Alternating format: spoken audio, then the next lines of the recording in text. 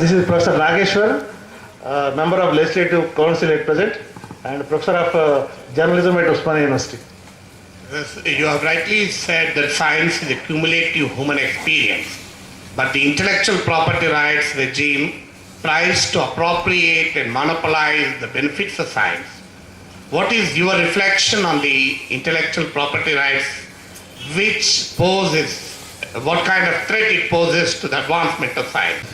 No, that's a very good question, but it's a complicated question, okay? So there are two sides to this. One is that without intellectual property rights in the current system of company-based developments, companies will not invest money into a product unless they can protect their intellectual property. And so they will not invest into developing it and bringing it to the marketplace. This is especially true it's true of gadgets and things, but it's also true of medicines. And that poses a serious problem because, for instance, with infectious disease,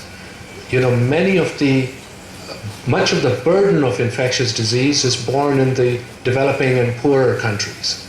And those countries often don't own the intellectual property, and they don't have necessarily the resources. Companies in these countries don't have the resources to develop new medicines which have their own intellectual property.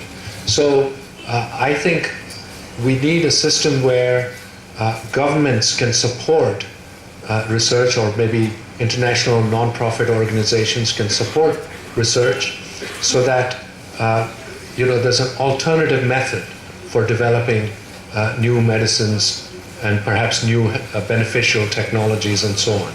But I don't see a good market alternative to intellectual properties today in the world as it is, okay? Because if you want companies to do things, they will want to profit from it, and that's just natural for companies to do it.